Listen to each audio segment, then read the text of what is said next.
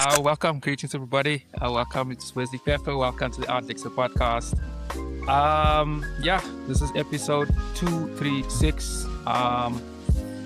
Getting my numbering right these days. Today we're going to be talking about welcome back Nadia Virasamy from Moving Into Dance, MID.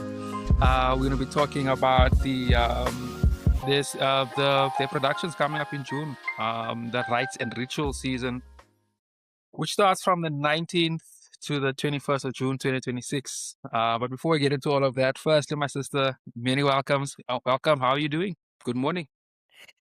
Hey, Wesley, thank you for having me again. It's always one of the most fun discussions I have.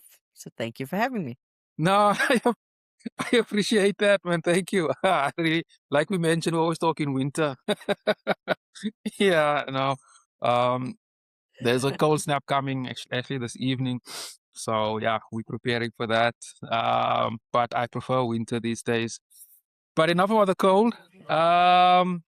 Let's talk about the Rites and Ritual season, starting from the 19th to 21st June. Can we just start from the beginning, man? Because I don't like to assume always that people always know what and what is. What constitutes a season in a dance company, and how long does it usually take, and so forth? So a season usually is a designated period of time where we stage a dance production or productions, just depending on what we have been working on. And sometimes it could be, a full length dance production. Sometimes it could be made up of, two or more many smaller works. But in this particular case of Rites and Rituals, it's made up of two core works, which is The Rites of Spring by Esther Nasser and A Stonecast Ritual by Sylvia. And as a beautiful little surprise in the middle of these two works, we've onboarded the National School of the Arts to do a piece of theirs called Kwasa, the Energy, choreographed by Laura Cameron, which is a short 10-minute piece. Okay, that's interesting. We'll get to that one a bit later. 10 minutes. So what I can understand, Sylvia Glasser and Esther Ness has got quite a portfolio. They've got quite a history in dance in South Africa, and especially in moving to dance. For those that don't know, can you just break us down, like, who are these two stalwarts in the industry, man? Just various highlights on their careers. So Yeah, absolutely. So Sylvia Glasser is the founder of Moving Into Dance. And she started moving into dance in 1978 as a struggle against apartheid organization through the arts. I mean, this woman has done so much. Uh, she's an icon. She's a legend in the dance industry in South Africa. She has numerous accolades, behind her. She was knighted by the King of the Netherlands for her work in aiding toward democracy in South Africa. okay. So, she's done lots of really amazing things. And, and one of those biggest things is moving into dance, which nearly 50 years on is still moving forward and going strong. And, producing socially relevant dance works that just speak to impact and social change. Esther Um, Nasser. okay. Sorry, No, continue. I was going to ask you something, but it's fine. guys? Continue. To be knighted by I didn't actually. I'm probably purposely ignorant about being knighted by the British, but like I'm interested, like to be knighted by the Dutch. Do you get is it dame or ma'am, or do you get a title before your name and that type of thing? And what does that mean Garmin, actually? yes, a Dame Sylvia Dame. Glasser. Okay. So Yeah. is that some form of I don't know. Do you is that access into different spaces? Does that mean a lot of money, a lot of prestige, and so forth? I'm pretty interested to know about that. No money, I can tell you that for a fact. Um, I don't know about access, but she got this incredible medal Okay. and yeah, like a pin and medal. Yeah. And yeah, and what I do know though is uh that we cannot keep it when Sylvia passes on. It's got to go back to them. That much I asked. So Really? that much I do know. Yeah, Okay. but I mean, what an amazing honor. Okay. Fascinating. Fascinating. Yeah, and Esther Nasser? Esther Nasser, is someone that I've very recently befriended. Um, known her in the industry and known her for a while. And she's always had this very serious face, and like you're kind of a little bit intimidating because she's got such incredible presence. Um, and just very recently, sort of the beginning of last year, we started chatting quite a bit, and started getting to know her. And she's got such amazing history. So, I we worked. I think the last time we chatted, we spoke about Kamina Barana, which was choreographed by Melody Putu. And Melody I started remember. off with, with Esther Nasser at what used to then be the Pact Dance Company and later became the State Theatre Dance Company, which was the first fully funded dance company in South Africa. And that's where Esther, well, she did a lot of things before that, but that's primarily where she kind of, started to develop a name for herself. And she later on, I mean, she did lots of different things. She founded the Swanee Dance Theatre, and then she went on and she became the chief executive officer of Joburg Ballet for a while. So Esther's been around. She comes with huge amounts of experience and talent. And this particular work that she's remounted and moving into dance was actually created and won awards for the Pack Dance Company in 1993. So it's a work that hasn't been on stage in a long time. Mm, mm, mm. Just before we get into the actual productions, is there a reason why you are celebrating these two artists this season? Is there is there a method behind that madness? um, we really just wanted to do a season of legacy because moving into dance is kind of preparing, headed toward our 50th anniversary, and we just wanted to start. I think maybe in my older age, I'm starting to become a little bit more sentimental about things. Mm, Um, mm, mm, and mm, I just, mm, I think we just wanted to start celebrating the history. And a lot of that has resonated with the 50th anniversary of not just the Market Theatre, which is around the corner from us, but also the 50th anniversary of the Soweto uprising Yeah, this year.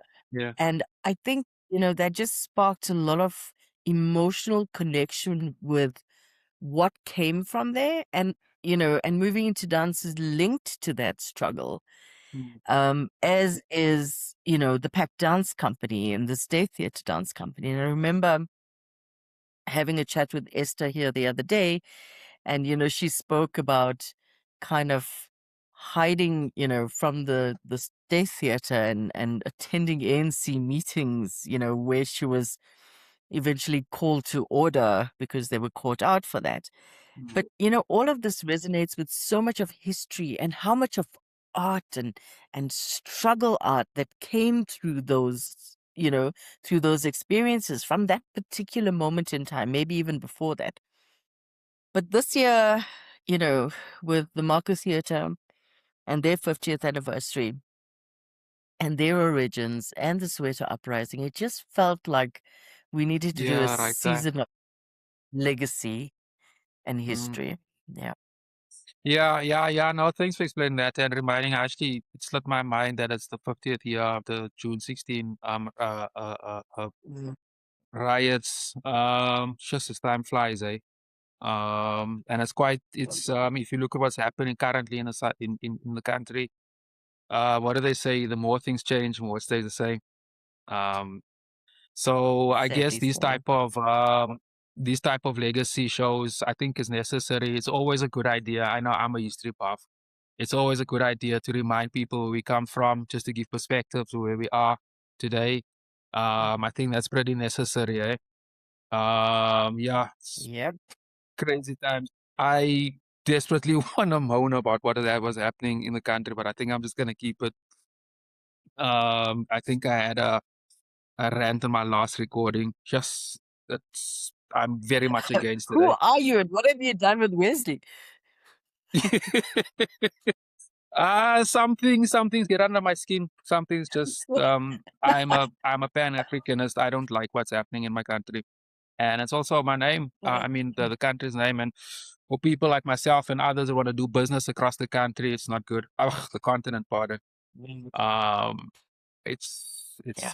it's not a good look. But anyway, like I said, but let's actually get into the productions. Can we start off with Carstone Ritual? Can you tell us a little bit of what the production is about, and maybe just some of the Sure. cast members and so forth. So, Stonecast Ritual was choreographed by Sylvia Glasser in 1994. And she, the original cast, I mean, you know the dance industry, so you're going to know the names I'm about to drop. Gregory McCormack, Vincent Mansui, the late David April, Pule Kakaratsi. There was so many, but I mean, Vincent and Gregory are the two that would resonate with you. Portia Mashiko. So it was really this first dance company, formalized dance company of moving into dance that performed this piece. And it was just such a beautiful piece. And I remember Sylvia telling me the story because the piece basically is based on rhythms and polyrhythms, um, and Okay. focuses on memory and spirituality and ancestry and just this notion of communal healing. And it is basically performed with rocks. So the dancers hold two rocks and they create these rhythms um, with the rocks. And Sylvia, every December, used to go down to Nature's Valley in the Eastern Cape. And she would go onto the beach and she used to go foraging for these rocks on the beach. And she would sneak a few in every time she would come back, um, into her luggage, which apparently now you can't do anymore because it's protected, the beach that she used to steal these rocks from. But we still have them here, and they were just perfect to create these rhythms and just big enough to be able to fit in the palms of the dancers. Okay. And it's just this amazing work that just relies on this particular rhythm. There's very little soundscape. I think there may just be two short sections that has a bit of music to it, but generally you just reliant on the rhythm created through these stones. So therefore Stonecast Rituals. So Sylvia, when she first started off, was very intrigued by African dance and the rhythms and the healings and the repetition of it. And that's what this work was. It was about repetition, and in repetition, creating healing and meditation and memory, and, just a connection with ancestry. So that's Stonecast Ritual. Question. Can you explain to me what is polyrhythms? So polyrhythms are the actual rhythm you hear and the undertones, the multiplicity of rhythms that go with it. So it's kind of, I don't want to even try, Wesley. I'm going to decimate this. But basically, Sylvia does this incredible thing where she claps and she uses different kinds of clapping and beats with the clapping to create a soundscape. And that's pretty much what it is. So it's not just creating a rhythm, Okay. but undertone. Okay. Yeah. Okay. Okay. It makes sense. It makes sense. And just a question on the stones. So you say they're small enough to fit into your palm, right? Yep. Are they? I mean, the core stone. I mean, the word stone is in the title. So, are those stones central to the actual production, creating the sound and so forth? And so it's like a focal point. In other words. Yeah, absolutely. So the whole piece is just based on rhythms created, using the stones. So, with every movement, it's the rhythm of the stones. Um, yeah, and it changes in oh God, all my Mm-hmm. musical terminology is escaped. Mm-hmm. But it changes with the beat, it changes with the movements, faster, slower, Mm-hmm. depending on what's needed. Um Call and response, that sort of thing. Yeah, yeah. Last question on that. Just from a sound perspective, how do you use mic up? Something like that. How do you broadcast the sound like that? Um, you mean in terms of the theater? Mm, In the yeah, in the actual production, yeah. It's interesting you asked that. We've never I've never actually thought about that. It's just, the stones and the sound that just carries. So there's no, there may possibly be Okay. microphones along the floor, I would think. Um, I've never thought of the technical aspect of that. I must actually ask. But Okay. essentially, we've always performed it in not like massive, massive theaters. Um, but so we're performing it at the Lesedi, which seats like 200. So it's not a big theater. So the Mm. sound would carry, but it's Yeah, not I guess. like we're not talking like two or three dancers. We're talking, 7, 8 dancers, uh, Mm. in rhythm with these stones. So the sound does carry. Okay, that was just very interesting. That is just interesting, and so people also, I guess, understand. Okay, so let's move on to the next one. The Rite of Spring. So the Rite of Spring is based on the composition by Igor Stravinsky, which he composed in 1913. So it's a very old piece of Yeah. music. Um, but you know, um, it was one of those pieces that just went against the musical conventions of the time. So I remember reading something about it not so long ago, saying that, when it was first performed, it actually created a riot, in the audience because they couldn't understand this music. Um, and then Stravinsky um, commissioned uh, Nijinsky to create a ballet. Nijinsky was a choreographer to create a ballet, with this music. And it was termed the ballet that broke all the rules. So, it Okay. kind of took this whole the elevation and gracefulness of ballet and just made it into very axial movements, very grounded floor Mm, low movements. mm, Um, so it was just, I think it went, like I said, it went against the conventions of the time. mm.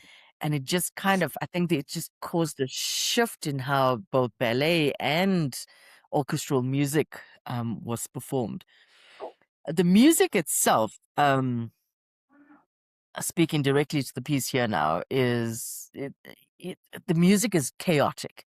Like from the get go, when you hear it, it's just beat after beat and just fast and movement heavy, in Mhm. terms of its transitions. Um, it's just it really, really is crazy, but beautiful music. It is very unconventional in from the orchestral perspective. Um, and Esther has taken this and she's adapted it. She's moved it out of the ballet space into a contemporary dance space or an African contemporary dance space because it's been Mm. remounted now for moving into dance. Yeah. So it's Yeah. very interesting see how this is played out, especially watching the dancers rehearse. They've got to know every transition in the music. Not that they don't normally need to, but it's such a close I call hear because the you. music I is hear you. quite fast. So yeah, Those two. it's been very interesting to watch. Mm, yeah, sounds pretty cool. And in closing, like, how do you pronounce this? Kwasa, the energy, the piece by Yeah. the National School of the Arts. You said it's a 10-minute Yeah. piece. So just break that down. Like, what makes a 10-minute piece different to, I guess a full length a production. So yeah. Nothing at all, really. I suppose it's Okay. just, what's needed for a particular time when a work is created. Mhm. So, you could have a whole choreography in 2 minutes. You could have an entire choreography in an hour and a half. So it really depends on, what you're trying to achieve and what your needs are. This particular piece was part of the National School of the Arts season, dance season earlier this year. And Sunny Boy Matau, moving into dance as artistic director, was Yeah. called in to kind of assess the works. And this particular work by Laura Cameron, who herself is, used to be a very, very acclaimed ballet dancer for many countries, and she even danced for Joburg Ballet. Laura created this dance piece for the School of the Arts, and it just kind of resonated. And in keeping with us wanting to host a season that showcased the work of female choreographers, this kind of fitted very nicely into it. So yeah, we have the National School of the Arts, which I like the juxtaposition of legacy artists and then I showcasing was gonna up comment and on that. Yeah, which I was gonna comment on that. Yeah. Also, just a question on that: is that like the sort of the does the in terms of the actual program? I mean, since it's shorter and since it's the younger generation, do you start off with that and then move on to the legacy pieces productions no, so we actually have it in the middle of the two in pieces. the middle? Um, Okay. yeah, pretty much because the the dancers need to do a costume change, and we don't really want to have Oh, an so as to do it. Okay. Okay, I get it. yeah. But also, it gives the dancers a few minutes to catch their Yeah. breath Yeah. because Yeah. both pieces are very intense. So Yeah. yeah, Okay. I just think it's Interesting. it's so it's it's incredible to be able to share a stage with the National School of the Arts. I mean, we've got and I mean, this is just one of those stories that I love. But one of the dancers in our professional dance company came through the National School of the Arts, then through our training program, and is here with us now. And he's just completed a tour of Dado Masila's Hamlet that went to Sadlerswell in London and to Wiesbaden, Germany. And it's just, it's kind of makes me feel very like it's sort of like we've done full circle, um, from his training to us, and now the next generation, gets to share a stage that one of their alma Yeah, mater has been Illuminati. through. Yeah, no, Illuminati. I get the full circle and sort of the layout of everything and the celebration. We actually very good leads me to the next question. So it's the actual program. So it's at the Lesedi at the Joburg Theatre from the 19th of June to the 21st. Tickets are 75 to $100, and you can get them at Webtickets. What's the difference between the 75 and the 100 rand ticket? You get it for 75 when it's you plus 9 friends. Block Okay. bookings. Okay, block bookings. And yeah, and on that, like if anybody wants to inquire block bookings and stuff like that, who do they contact and contact details and so forth? They can email moving into dance admin at mi and the word dance one word .co.za. Mhm. Or they could check on our website and just drop us a message from our website as well, Mm. www.midance.co.za. That goes. And yeah, like you said, it's also on web tickets. And to the listeners, I'll add all of that information in the description box there below. Yeah, from the 19th to the 21st of June. Nadia, I'll publish this. I'll put this episode out in next week. Since I'm already Thank premiering an you. episode early later on today. And like usual, I'll cut it up into shorts, which I'll do a week after. So it'll definitely be all done. All of that will definitely be done before the 19th. Yeah. Once again, thanks for coming through. And for sharing the story on everything.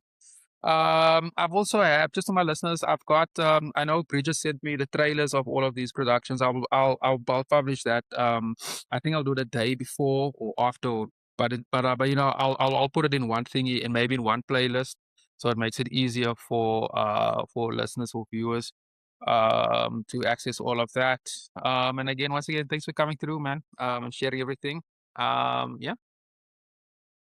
Thank you for Great, man. Thanks, Nadia. Take care. I will let you know once everything is live and published, and I'll let you know by text. No? All right, man. Take care. Thanks. Bye bye.